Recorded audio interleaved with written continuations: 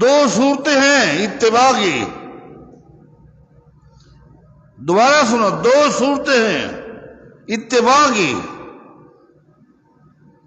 المتابعۃ کما تکون فی الفعل، ایک کام نبی علیہ السلام نے کیا ہے، کرنے کا حکم دیا ہے، وہ کرنا، یہ بھی اتباع ہے۔ یہ اتباع تو نظر آتی ہے۔ دوسری کیا ہے؟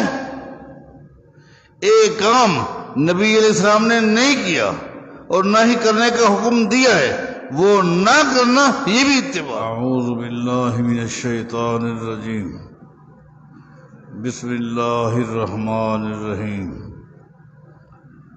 فَلْيَحْذَرِ الَّذِينَ يُخَالِفُونَ عَنْ أَمْرِهِ أَن تُصِيبَهُمْ فِتْنَةٌ أَوْ يُصِيبَهُمْ عَذَابٌ أَلِيمٌ۔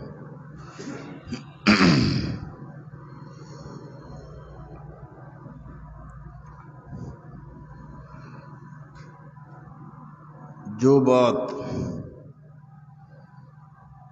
دلائل کے ساتھ میں نے پورے خطبے کے اندر بیان کرنی ہے، اس کا خلاصہ ایک ہی جملے میں آپ کو پہلے بتا دیتا ہوں، اور وہ یہ ہے، اللہ تعالی نے انسانیت کے لیے جو قانون بنایا، جو اصول، جو شریعت، جو ضابطۂ اخلاق بنایا ہے، اس میں اپنی مخلوقات میں سے کسی ایک کی رائے کو، قیاس کو، مشورے کو اس میں شامل نہیں کیا۔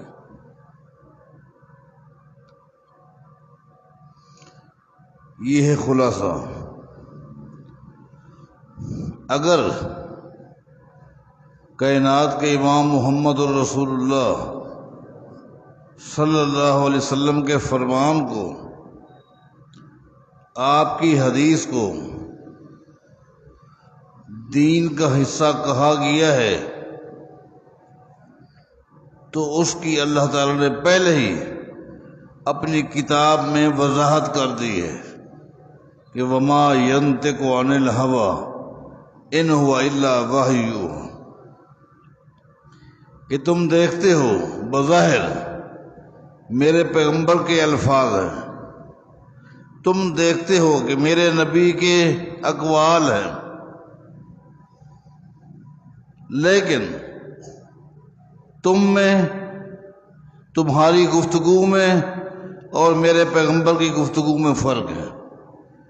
تمہاری گفتگو تمہارے ذاتی جذبات ہے، ذاتی سوچ ہے، ذاتی فکر ہے،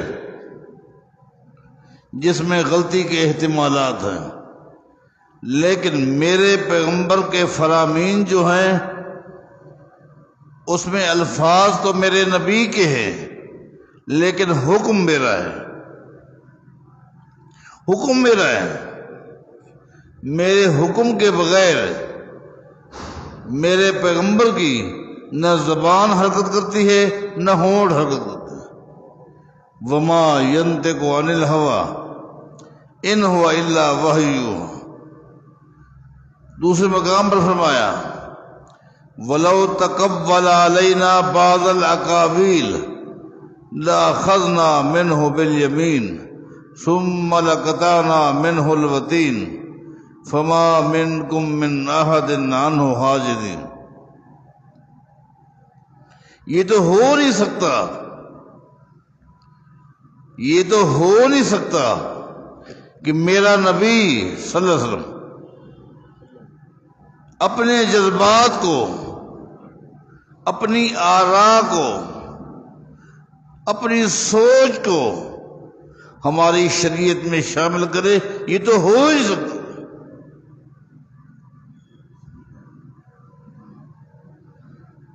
اگر میرا نبی ایسا کرتا تو تم دیکھتو کہ میرے پیغمبر کا جنازہ نکل چکا ہو، تو بتاؤ میں گردن کاٹ کے رکھ دیتا، یہ تو ہو نہیں سکتا۔ جب اللہ کے قانون میں، اللہ کے احکامات میں، شریعت اسلامیہ میں نبی کی رائے شامل نہیں ہو سکتی تو نبی کے بعد اور کون ہے جس کی رائے کو، جس کے مشورے کو شریعت میں شامل کیا جائے؟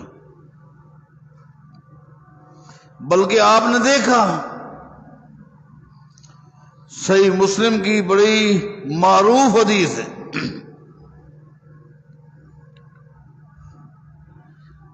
کہ 3 آدمی نبی علیہ السلام کے دروازے پر گئے تھے۔ آپ تمام نے، بھائیوں نے، بہنوں نے اس حدیث کو یاد کیا ہو۔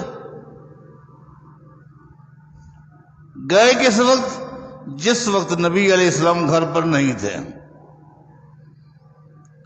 دروازے کے باہر کھڑے ہو کر ان تینوں نے ام المؤمنین سید عائشہ رضی اللہ تعالیٰ عنہا سے نبی علیہ السلام کی رات کی عبادات کے متعلق پوچھا تھا۔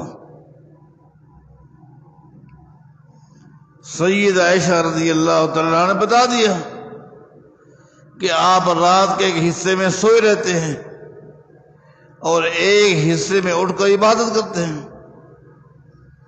اسی طرح آپ ہر پیر اور جمعرات کا اٹھ کر روزہ رکھتے ہیں، رات کو ایام البیض کے بھی روزے رکھتے ہیں۔ ان کے علاوہ آپ سو رہتے ہیں، روزے نہیں رکھتے۔ آپ اپنی بیویوں کو بھی رات کو وقت دیتے ہیں، باریاں مقرر کی ہوئی ہیں۔ بس اتنا ہے۔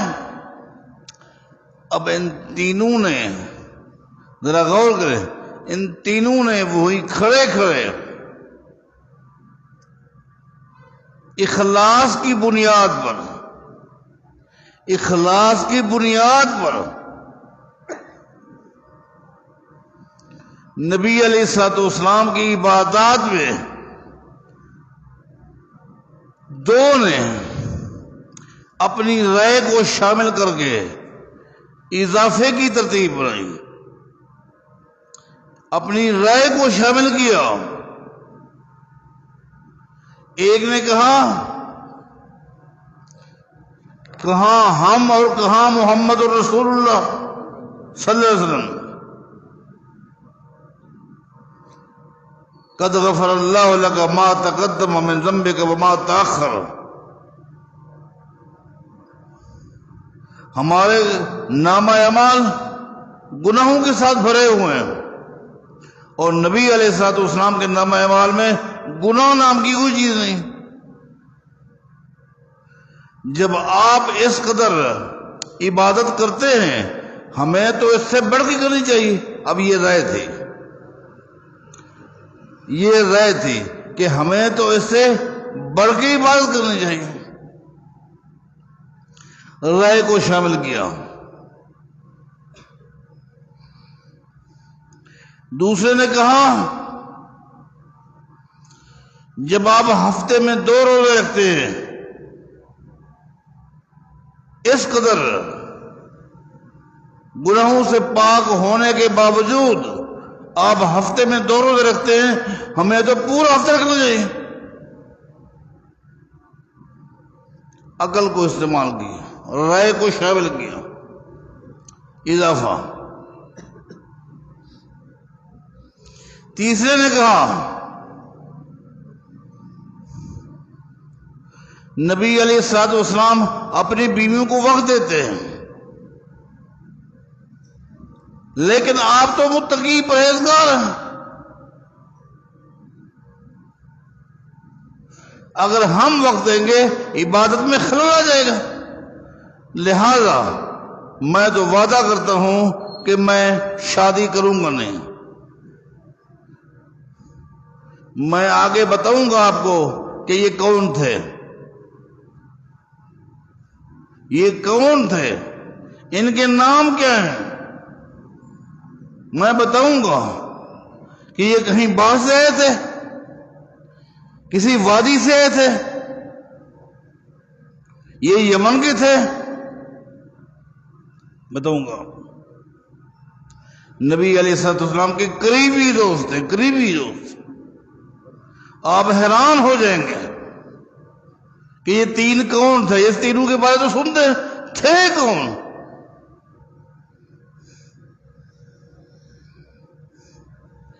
جب یہ اقرار کر کر یہاں سے چلے، ایک نے کہا اصوم فلا افطر، میں تو جب تک زندہ رہوں گا روزے رکھوں گا۔ ایک نے کہا اصلی اللیل فلا ارقد، پوری زندگی میں ساری راتیں عبادت میں گزاروں گا۔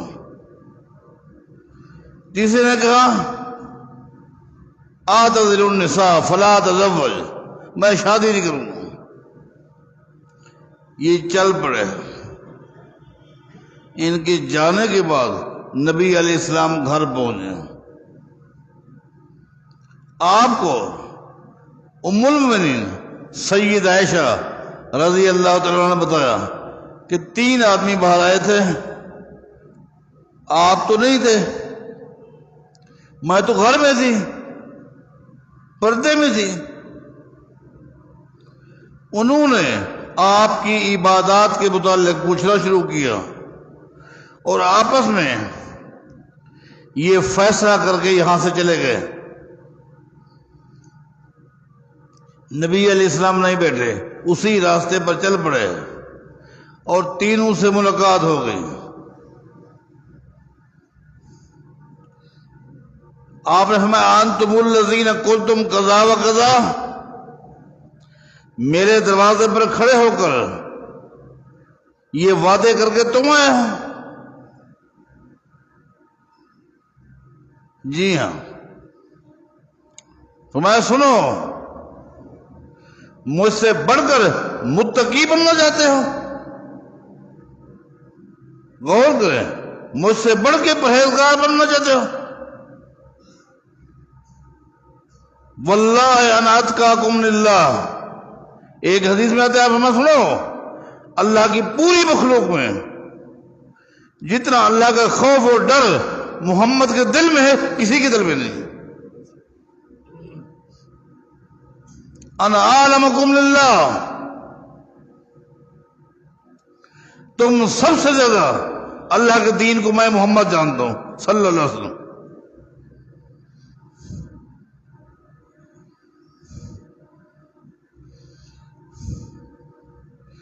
تم مجھ سے بڑھ کے عبادت کرنا چاہتے ہو؟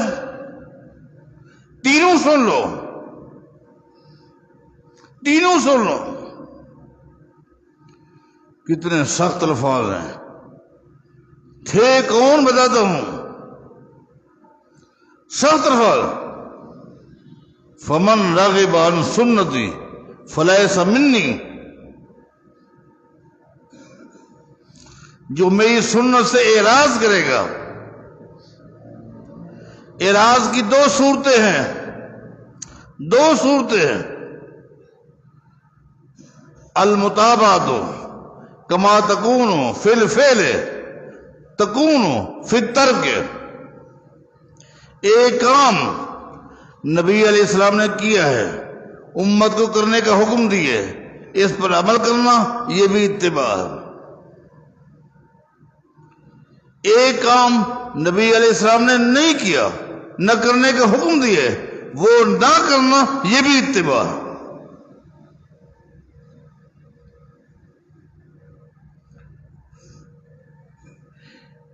یہ 2 صورتیں ہیں اتباع کی۔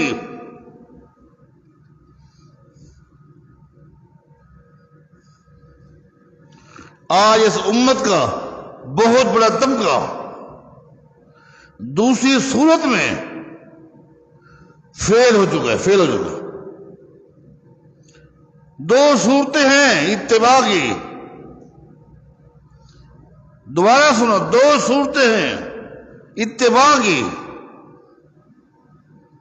المتابعۃ کما تکون فی الفعل، ایک کام نبی علیہ السلام نے کیا ہے، کرنے کا حکم دیا ہے، وہ کرنا، یہ بھی اتباع. یہ اتباع تو نظر آتی ہے. دوسری کیا ہے؟ ایک کام نبی علیہ السلام نے نہیں کیا اور نہ ہی کرنے کا حکم دیا ہے، وہ نہ کرنا، یہ بھی اتباع. اس اتباع میں لوگ غرق ہیں. فرمایا سنو تینوں، فمن رغب عن سنتی فلیس منی، جس نے میری سنت سے آگے یا پیچھے ہونے کی کوشش کی، آگے یا پیچھے ہونے کی کوشش کی، دو نے آگے ہونے کی کوشش کی تھی. آپ کی عبادت کچھ کم ہے، ہم زیادہ کریں گے. آپ کے روزے کچھ کم ہے، ہم زیادہ رکھیں گے. دو نے آگے بڑھنے کی کوشش کی سنت سے، اور ایک نے نکاح سنت ہے لیکن پیچھے ہٹنے کی کوشش کی. میں سن لو، جو شخص بھی، تم تینوں سن لو،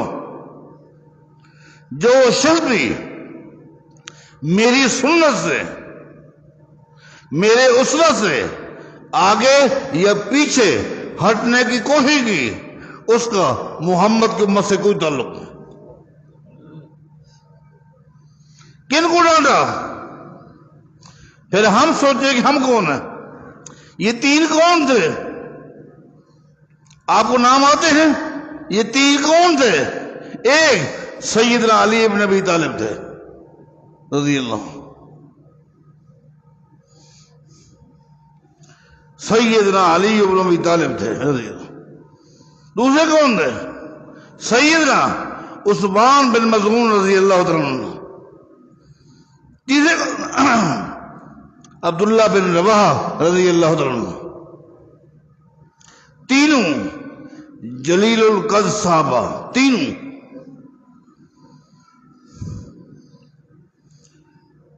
کو ڈانٹا.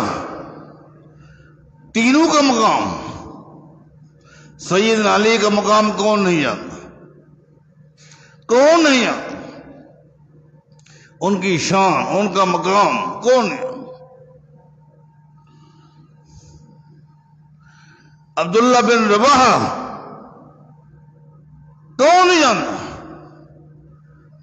نبی علیہ السلام کے صحابہ میں چوٹی کے مجاہدین میں سے عبداللہ بن رواحہ، اللہ،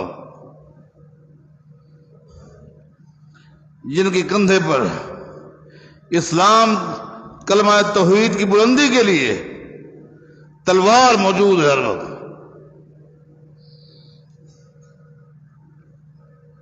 اخلاص، لیکن پھر بھی ڈانٹا.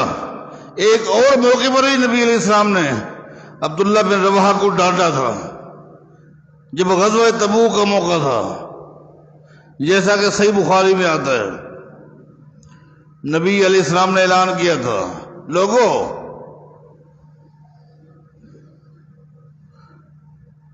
پورا کفر تبوک کے بارڈر پہ جمع ہو رہا ہے.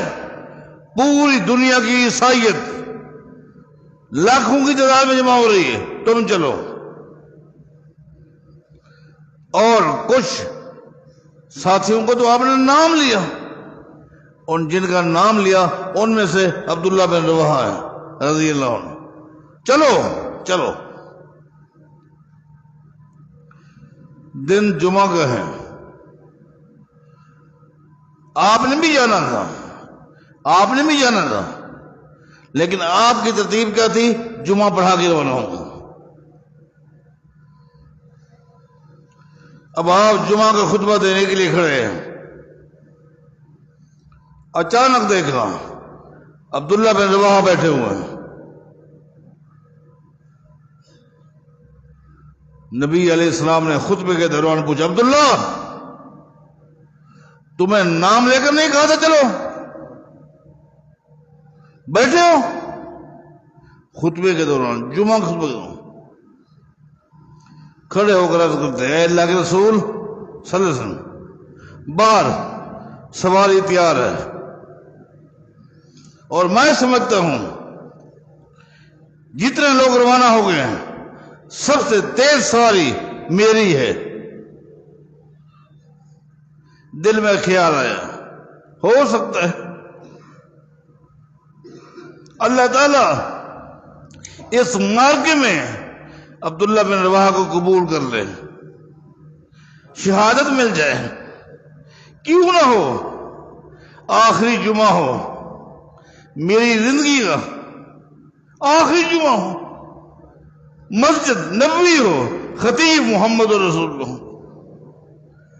تیار کھڑا۔ یہ جو رکے اپنے ذاتی جذبات ہیں، اپنے آپ سوچو، یہ تو کہہ دیتے ہو بہت آسان ہے، کیا حرج ہے؟ آپ اس کے عمل میں کیوں شک کرتے ہیں؟ یہ اس کا خلوص ہے، اللہ تعالیٰ دلوں کے راز جانتا ہے۔ عبداللہ بن رواحہ بھی مخلص تھے، مخلص تھے، سواری موجود تھی، لیکن نبی علیہ السلام کے فرمان پر عمل کرنے میں تھوڑی سی تاخیر کی، اور تاخیر کا سبب کوئی دنیاوی مقصد نہیں تھا، جمعہ پڑھنا تھا، نبی علیہ السلام کے وجہ پڑھنا تھا، کوئی اور مجبوری نہیں تھی، لیکن عمل کرنے میں تھوڑی تاخیر ہوگی۔ تاخیر میں اپنی رائے کو شامل کیا اخلاص کی بنیاد پر۔ سنو، اگر کسی شخص کا اخلاص دین ہوتا تو صحابہ کا اخلاص دین ہوتا، صحابہ سے بڑھ کے کوئی مخلص نہیں تھے۔ اگر کسی کا اخلاص دین ہوتا تو یہ حق صحابہ کا تھا، لیکن نہیں، کسی کے اخلاص کو اللہ نے دین میں شامل نہیں کیا۔ اخلاص تھا۔ نبی علیہ السلام نے کیا فرمایا عبداللہ سے؟ عبداللہ، صحیح بخاری کے الفاظ ہے، لو انفقت ما فی الارض جميعا، لو انفقت ما فی الارض جميعا، میں نے جن کا نام لیا تھا اور وہ سنتے ہی چل پڑے، اور تو سنتے ہی چلا نہیں، میرے پیچھے نماز پڑھنے کے لیے روک گیا،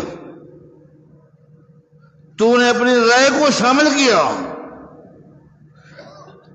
اپنے ذاتی خلوص کو شامل کیا، اور انہوں نے رائے کو شامل نہیں کیا، چل پڑے۔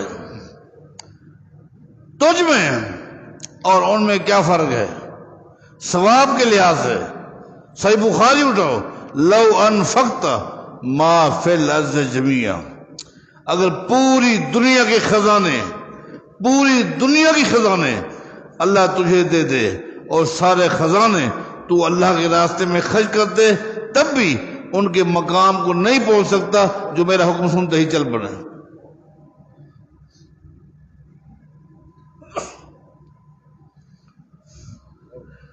دین کو سمجھیں۔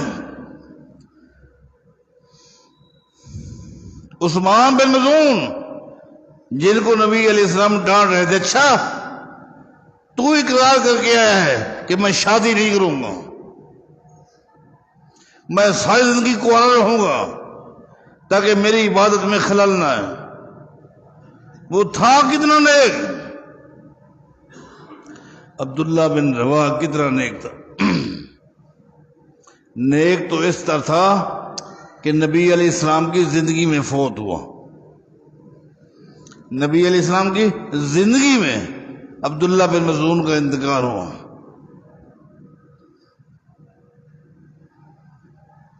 ان کی وفات کے بعد نبی علیہ السلام کا بیٹا فوت ہوا، آپ نے صحابہ سے فرمایا میرے بیٹے کی قبر عثمان بن مظعون کی قبر کے ساتھ کھودو۔ نبی علیہ السلام دعا کرے، اے اللہ میرے بیٹے کو اس قافلے میں ملا دے جس قافلے میں عثمان بن مظعون۔ نبی علیہ السلام کی بیٹی کا انتقال ہوا، نبی علیہ السلام دعا مانگ رہے، صحابہ سن رہے، اے اللہ میری بیٹی فوت ہو گئی ہے، میری بیٹی کو اس کے چچا عثمان بن مظعون کی قافلے میں شامل فرما دے۔ اس قدر نیک، لیکن آج اس کو ڈانٹ رہے ہیں، اچھا تو ریورس ہو رہا ہے، میں شادی نہیں کروں گا۔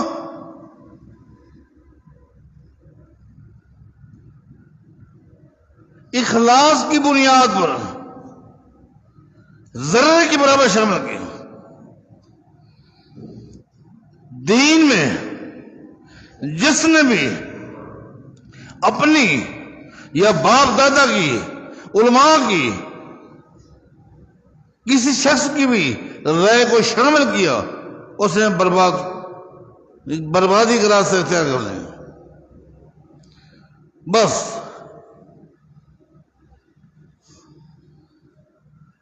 سیدنا سہیل بن حنیف کہا کرتے تھے، سیدنا عمر بن خطاب بھی کہتے ہیں، اگر دین اسلام میں رائی کے دانے کے برابر بھی، رائی کے دانے کے برابر بھی اپنی رائے کو، اپنے جذبات کو شامل کرنے کی اجازت ہوتی تو میں حدیبیہ والے موقع پر اپنی رائے کو شامل کرتا۔ جس وقت میں نے دیکھا کہ ابو جندل کو اس کا باپ ہمارے سامنے گھسیٹ رہا تھا، واپس مکے لے جا رہا تھا، اور وہ مسلمانوں کی طرف معصوم ہونا چہرہ اٹھا کہہ رہا تھا، مسلمانوں 19 کلومیٹر بیڑیوں کے اندر خون آلود ہو کر تمہارے پاس آیا ہوں، آج تم نے میرے ان کے حوالے کر دیا۔ اگر رائے شامل ہوتی اس دن نبی علیہ السلام کے فیصلے کو رد کر کے میں چھڑواتا، دیکھتا کون ہے، لیکن دیکھا شریعت میں کوئی ایک موڑ ایسا نہیں جس موڑ پہ کوئی شخص اپنی رائے کو شامل کرے۔ یہی وجہ ہے جب صلح ہو گئی اور یہ بات طے ہو گئی، اگلے سال آؤ گے، اس سال چلے جاؤ، نبی علیہ السلام صحابہ کو لے کر واپس بغیر عمرہ کیے مدینہ آ رہے ہیں۔ راستے میں صحابہ کرام نے عثمان رضی اللہ عنہ سے پوچھا، عثمان یہ تو بتاؤ آپ جو مکہ گئے تھے، ہم نے تو پیچھے یہی سنا آپ کو شہید کر دیا گیا، لیکن آپ یہ بتائیں مکہ والوں نے آپ کے ساتھ کیا کیا؟ کوئی زیادتی تو نہیں کی، کوئی برا بھلا تو نہیں کہا، کوئی گالیاں تو نہیں دی، مارا تو نہیں؟ ہمارے بارے کیا کہا؟ نبی علیہ السلام کے بارے کیا کہا؟ اسلام کے بارے بتاؤ تو صحیح۔ سیدنا عثمان نے کیا کہا رضی اللہ عنہ؟ فرماتے لوگوں، مکہ والوں نے میرے ساتھ وہ اخلاق والا رویہ اختیار کیا ہے جو میرے وہم و گمان میں بھی نہیں تھا۔ اس سے بڑھ کے کیا ہو کہ مکہ والوں نے کہا عثمان تیرے لیے بیت اللہ کھلا ہے، یہ بیت اللہ کھلا، جاؤ عمرہ بھی کرو، طواف بھی کرو۔ یس، صحابہ کرام نے کہا تو خوش نصیب ہے، تو خوش نصیب ہے کہ تیرے لیے انہوں نے بیت اللہ کے دروازے کھول دیے، کھلی اجازت دے دی، تو پھر تو آپ نے خوب طواف کیے ہوں گے۔ قربان جائیں سیدنا عثمان نے کیا کہا رضی اللہ، وہ لوگوں بے سما ظننتم بھی، میرے بارے بدگمانی سے باز آ جاؤ، بتاؤ میرے بارے بدگمانی نہ کرو، اچھا گمان رکھو۔ صحابہ کرام نے کہا یہ کون سی بدگمانی ہے؟ ہم یہ کہہ رہے ہیں آپ نے تو پھر عمرہ کیا ہوگا، طواف کیا ہوگا، یہ کون سی بدگمانی ہے؟ فرمایا جی ہاں بدگمانی ہے، اس لیے کہ نبی علیہ الصلوۃ والسلام نے حدیبیہ کی کنویں سے مجھے عمرے کی اجازت کے لیے بھیجا تھا، عمرے کے لیے نہیں بھیجا تھا۔ یہ ہے دین، یہ ہے دین۔ نبی علیہ السلام نے مجھے کہا تھا کہ جاؤ ان سے کہو ہم لڑنے نہیں آئے، عمرہ کر کے چلے جائیں گے۔ نبی علیہ السلام نے مجھے عمرے کی اجازت کے لیے بھیجا تھا، عمرے کے لیے نہیں بھیجا۔ آپ بھیجیں کسی اور کام کے لیے، میں اپنی عقل کو استعمال کر کے کسی اور کام میں لگ جاؤں؟ واللہ لو مکست بها سنۃ ورسول اللہ بالحدیبیہ ما طفت بها حتی یطوف رسول اللہ صلی اللہ علیہ وسلم۔ صحابہ سنو، یہ تو ایک دن کا معاملہ تھا، نبی علیہ السلام حدیبیہ کی کنویں پر تھے، میں بیت اللہ کے سامنے بیٹھا تھا، یہ تو ایک دن کی بات ہے۔ اللہ کی قسم اگر ایک سال بھی گزر جاتا، ایک سال بھی گزر جاتا، نبی علیہ السلام حدیبیہ میں ہوتے، میں مکہ میں ہوتا، اللہ کی قسم اس وقت تک طواف نہ کرتا جب تک محمد مصطفیٰ طواف نہ کرتا۔ یہ ہے اتباع۔ آج دین اسلام کو کھلونا بنا دیا گیا، امت کے اقوال، بزرگوں کی باتیں، باپ دادا کی رائے، سب دین بن گیا۔ جب پوچھیں آگے یہی جواب ملتا ہے حج کیا ہے، اس میں کیا حج ہے، اس میں کون سی برائی ہے؟ سب سے بڑی برائی یہ ہے کہ یہ عمل، تمہارا یہ عمل، تمہارا یہ عمل، تمہارا یہ فعل نبی علیہ السلام کی اتباع سے خارج ہے۔ بس آخری اور جو پہلی بات تھی وہ یہی ہے، دین اسلام، سنو، دین اسلام کے قائم کردہ حدود کے اندر جو عمل ہے وہ شریعت میں ہے، شریعت کے قائم کردہ ضابطے میں جو عمل ہے وہ عمل شریعت میں ہے۔ جو اس حدود سے باہر عمل ہے، چاہے وہ نماز کیوں نہ ہو اور روزہ کیوں نہ ہو، اس کا اسلام کے ساتھ کوئی تعلق نہیں۔ یہ ہے اتباع۔ اللہ ہمیں توفیق عطا فرمائے۔